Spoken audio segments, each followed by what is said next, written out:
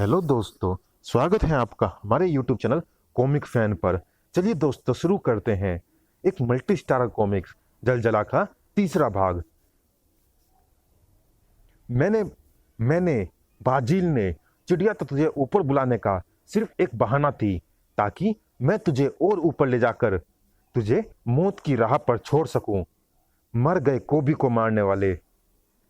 कोबी की बढ़ती पूंछ एक ऊंचे पेड़ की ऊपरी डाल से लिपटी, और फिर जो कुछ भी हुआ, बाजिल को उसकी कतई आशा नहीं थी। उस टक्कर ने बाजिल के दिमाग को हिला कर रख दिया। उफ, बाजिल नीचे गिर रहा है और इस हालत में वह अपनी मानसिक शक्तियां प्रयोग भी नहीं कर पाएगा। मुझे मदद करनी होगी बाजिल की। नहीं, बाजिल ने अपने आप को संभाल लिया है। फिलहाल मुझे बीच में पड़ने की जरूरत नहीं है। तू मेरी मानसिक शक्तियों का सामना नहीं कर सकता कोबी। मार डालूंगा मैं तुझे, नहीं बचेगा तू। तू कोबी को दूर से मार रहा है। जरूर कोई दिव्यास्त्र है तेरे पास, तो कोबी को भी दिव्यास्त्र बुलाना पड़ेगा। अपनी गदा, हे भेड़िया देवता, मदद। ये गदा सारे वार रोक सकती है। ये पहले तेरे मानसिक वार को रोकेगी और फिर तेरा मुंह तोड़ देगी। बाजिल मुसीबत में है, अब मदद करनी ही होगी। ये बेहोशी की दवा 10 हाथियों को बेहोश करने के लिए काफी है। ये क्या? शायद इसका कोई साथी भी यहां पर है। गप। सर चकरा रहा है, कुछ समझ में नहीं आ रहा। इसी दौरान ये तू क्या कह रहा है? हाँ भेड़िया, कोई चमत्कारी इंसानी चिड़िया कोबी को पीट रही है। यानी जंगल में कोई नई मुसीबत आ गई है और कोबी ने उसको छेड़कर खतरे को और बढ़ा दिया है। जरा संभल कर भेड़िया, उस पक्षी मानव का एक साथी भी है। इसी वक्त हा हा हा, बड़ा मजा हिक आ रहा है भाई। हिक, तू भी मार खाकर देख, तुझे भी बहुत मजा आएगा। हिक। ये क्या हो गया? इस पर तो बेहोशी वाली दवा का उतना ही असर हुआ जितना एक नशेड़ी पर शराब का होता है। अब मेरे पास ये दूसरी खतरनाक दवा बची है, लेकिन इसका सीधा कोबी के खून में मिलना जरूरी है। यहां से मैं ऐसा निशाना तो नहीं लगा सकता। बाजिल से मानसिक संपर्क करता हूं, शायद उसके पास कोई योजना हो। मानसिक संपर्क होते ही हा हा हा, गुड आइडिया बाजिल। तेरे द्वारा भेजी गई बेशुमार चिड़िया इस दवा से अपनी चोंचें भिगोएंगी और फिर कोबी के शरीर में चोंचें गड़ाकर इस दवा को उसके खून में पहुंचा देंगी। इस दवा के असर से कोबी बच नहीं पाएगा। हट हट, ये क्या? एकाएक चिड़ियों का दल मुझ पर हमला क्यों करने लगा? जरूर ये इस बाजिल का काम है। लेकिन कोबी तोड़ डालेगा इन चिड़ियों की चोंच और पंजों को तोड़ डालेगा। आंखों के आगे अंधेरा छा रहा है, लेकिन कोबी हारेगा नहीं, हारेगा नहीं। आ दूसरों के शरीरों से तो दूसरों के शरीर से तो कोबी लड़ सकता था, लेकिन अपने शरीर से भला कोई कैसे लड़े? हा हा हा, अब मुझसे लड़कर दिखा कोबी। इसकी गदा ले लो बाजिल, क्योंकि वह मानसिक शक्ति को भी रोक सकती है। फिर इसकी हड्डियां एक एक करके तोड़ना। गदा तो है ही नहीं, कहीं गायब हो गई है। अरे, कोई इधर ही आ रहा है। अब क्या करे मालिक? रुकना बेकार है, कोबी तो मरेगा ही मरेगा। इसको मेरी दवा से कोई नहीं बचा सकता। यहां से चलो बाजिल, अभी बहुत काम है। दुनिया पर राज्य करने के लिए हमको अभी कई शक्तिशाली इंसानों को खत्म करना पड़ेगा। खास तौर से नागराज, ध्रुव, डोगा, परमाणु जैसे सुपर हीरोज को शुरुआत नागराज से होगी। कोबी की तरफ आने वाले कदम भेड़िया के थे। कोबी, हाँ हाँ हाँ, आखिर तुझे दूसरों से पंगा लेने का सबक मिल ही गया। मिल गया शेर को सवा शेर। उसे रोको भेड़िया, वह सब कुछ तबाह कर देगा। कोबी, क्या हुआ तुमको कोबी? यह तो बुरी तरह से घायल है। भेड़िया, इसके शरीर से किसी दवा की महक आ रही है। इस पर सुनियोजित तरीके से हमला किया गया है। इसको तुरंत फूजो बाबा के पास ले जाकर इलाज शुरू कराना होगा। दुनिया को बचा लो भेड़िया, जंगल को बचा लो। नागराज को ढूंढो। दुष्ट बाजिल वही मिलेगा। खत्म खत्म कर देना उसे। मेरी गदा जरूर ले जाना। वही बाजिल की मानसिक ताकत का मुकाबला करेगी। आ तूने पहली बार भेड़िया से कुछ मांगा है कोबी। भेड़िया जान देकर भी तेरी मांग को पूरा करेगा। नहीं नष्ट होगी दुनिया, नष्ट होगा तो सिर्फ बाजील। बाजील और उसका मालिक अभी सफलता के 7वें आसमान पर घूम रहे थे। हा हा हा, खत्म हो गया महामानव और खत्म हो गया कोबी। अपनी अपनी प्रजातियों के शानदार विकसित नमूने खत्म हो गए।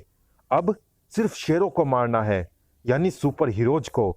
फिर ये दुनिया वाले रेंगने वाले कीड़ों की तरह हमारे कदमों पर लौटेंगे।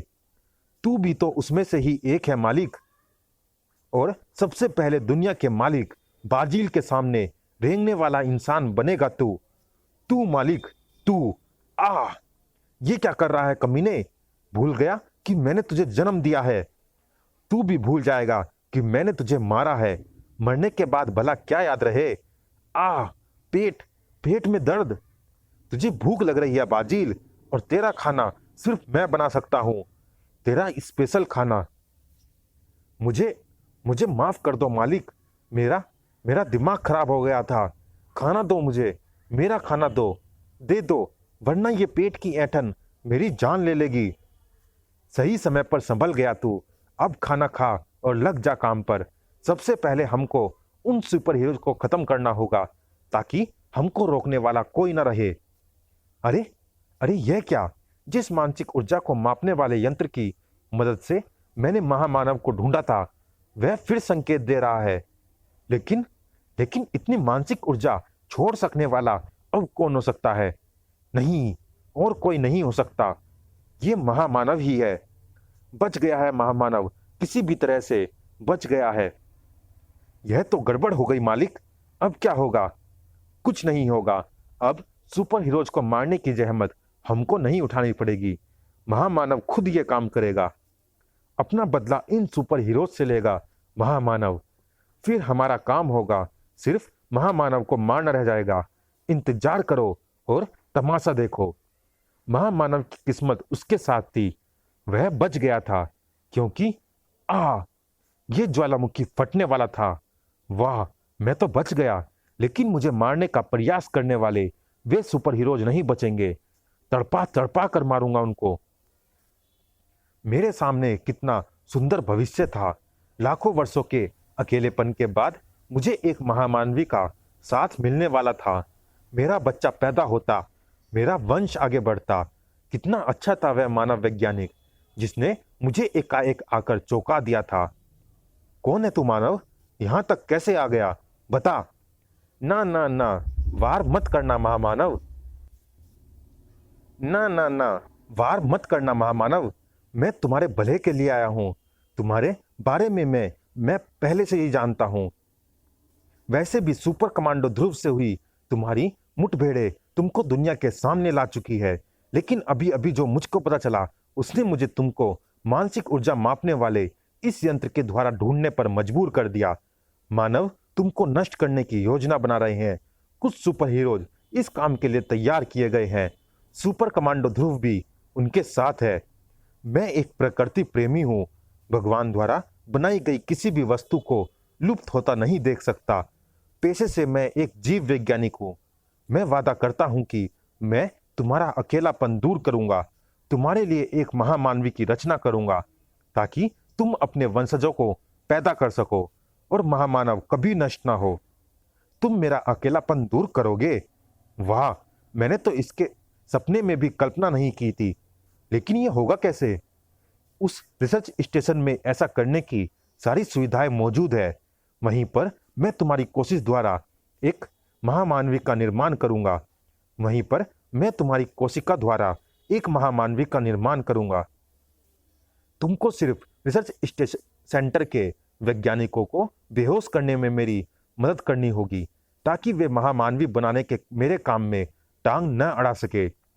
मैंने वैसा ही किया, लेकिन मानवों ने मुझे मारने की कोशिश की, मेरे विश्वास को तोड़ दिया। अब मैं मानवों का वही हाल करूंगा जो मैंने डायनासोरों का किया था। नष्ट कर दूंगा इस वर्तमान मानव प्रजाति को और पृथ्वी पर बसाऊंगा अपने गुलाम मानवों की आबादी। वे मानव जो मैं इन सुपर हीरोज की कोशिकाओं से बनाऊंगा। उस वैज्ञानिक को देखकर मैंने भी इसका तरीका समझ लिया है और इस बदले की शुरुआत होगी उनकी मौत से, जिन्होंने मेरे सपनों को मार डाला, सुपर हीरोज की मौत से। और मेरा पहला शिकार होगा सबसे शक्तिशाली सुपर हीरो नागराज। नागराज, महानगर का रक्षक। तो मुझे सही खबर मिली थी, फर्टिलाइजर प्लांट पर हमला हो रहा है। अगर यहां से खतरनाक गैसों का रिसाव हो गया तो पूरा महानगर खतरे में पड़ जाएगा। इसके बाद मैं पूछूंगा कि ये कौन है और ऐसा क्यों कर रहा है। फिलहाल तो पहला काम इसको रोकना है। नागराज, तू मुझे रोक नहीं पाएगा। नष्ट कर दूंगा मैं इस प्लांट को और इस शहर को। आ हर अपराधी यही महत्वाकांक्षा लेकर महानगर आता है, लेकिन आज तक सफल नहीं हो पाया। बता कि तू ये सब क्यों कर रहा है। जमीन में खाद और अन्य रसायन मिलाने के लिए, ताकि तुझे अपने रास्ते से हटा सकूं। ओह, खाद के रहस्यमय मिश्रण के प्रभाव से मामूली पौधे भी तेजी से बड़े होकर मुझ पर हमला कर रहे हैं, मुझे जकड़ रहे हैं, लेकिन मैं इनको उखाड़ फेंकूंगा। कोई फायदा नहीं है, पौधों की संख्या बहुत ज्यादा है। ये प्लांट को भी नुकसान पहुंचा रहे हैं। इनका कोई स्थायी हल निकालना होगा। पौधे भी जीवित होते हैं, इसीलिए मेरा विष इनको भी मार सकता है। नागराज की हुंकार के विषकण जमीन में घुसते चले गए।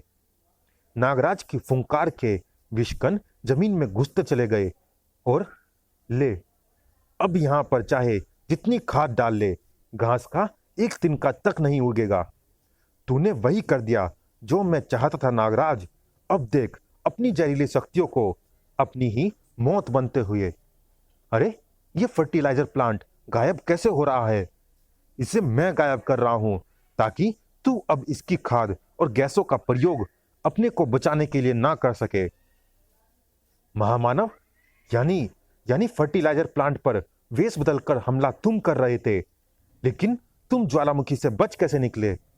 मुझे तो बचना ही था, क्योंकि तुम सबकी मौत मेरे हाथों में ही लिखी हुई है। देख, अपनी मौत का यह पौधा तेरी मौत बनकर उग रहा है। सूर्य की जीवनदायी किरणें इसका तेजी से विकास करेंगी।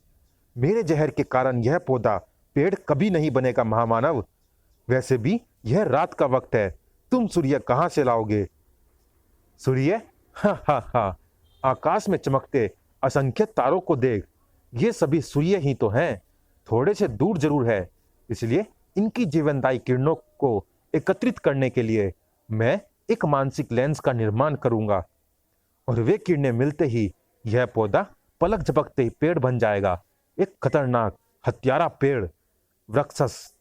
और ये सीधा तुझ पर हमला करेगा, क्योंकि इसका भोजन तेरे अंदर, शरीर के अंदर का विष है। चाहे जितना तड़प ले, लेकिन इसके चंगुल से तेरी लाश ही छूटेगी नागराज। मर नागराज मर।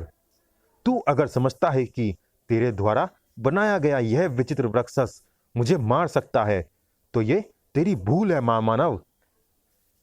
जरूर मरेगा वृक्षस, जरूर मारेगा वृक्षस। तेरा सारा विष युक्त खून चूस लेगा, क्योंकि विष ही इसका भोजन है। अगर मुझे पकड़ सकेगा तभी चूसेगा ना मेरा विष। इच्छाधारी शक्ति मुझे आजाद कर देगी। तू कणों में बदलकर भी महामानव से बच नहीं सकता। मेरी शक्तियां तुझे असली रूप में आने पर मजबूर कर देंगी। वृक्षस ने फिर मुझे जकड़ लिया। यह मेरा खून चूस रहा है, मुझे कमजोर कर रहा है। इसको जड़ से ही उखाड़ फेंकता हूं। नहीं उखड़ता। अब देर मत कर वृक्षस, इसको निगल कर इसका सारा विष एक साथ चूस ले। ये निगलेगा तो जरूर, लेकिन मुझे नहीं, मेरे ध्वंसक सर्पों को। देख महामानव, खत्म हो गया वृक्षस। इसका काम सिर्फ तेरे रक्त और कोशिका को हासिल करना था नागराज।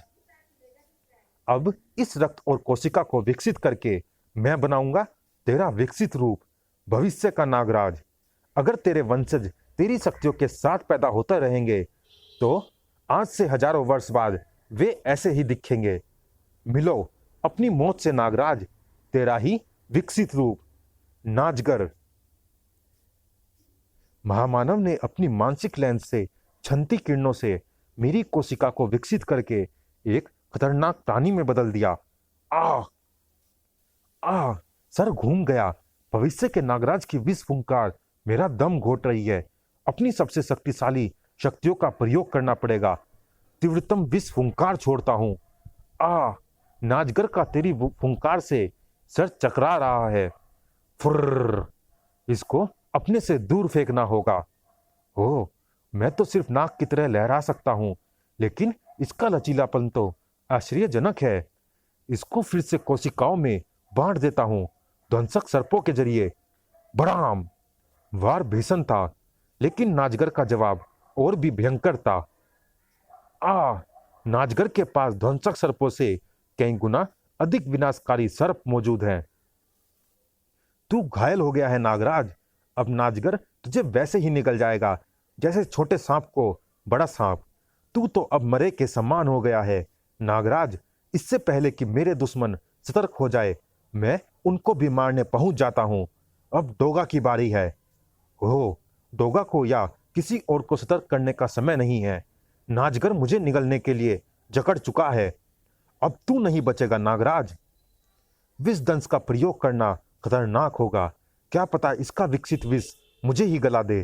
पूरी शक्ति वापस आने तक इच्छाधारी शक्ति का प्रयोग करके बचते रहना होगा। हो, नाजगर भी मेरे साथ इच्छाधारी कणों में बदल गया है। ये तरीका भी बेकार रहा। मुझे सामान्य रूप में आना ही पड़ेगा। लेकिन अब क्या करूं? इससे निपटने के लिए अभी तो मेरी शक्ति भी। अरे, यह गधा कौन आ गया है मेरी मदद करने के लिए? भेड़िया, कोबी का दूसरा रूप। इसके मुंह से तुम्हारा नाम सुनकर मैं यह जान चुका हूं कि तुम नागराज हो। लेकिन यह कौन है? बाजिल तो नहीं हो सकता, क्योंकि वह तो आधा पक्षी और आधा इंसान है। चलिए दोस्तों, इस भाग में इतना ही। ये रोमांचक कॉमिक जारी है अगले भाग में भी।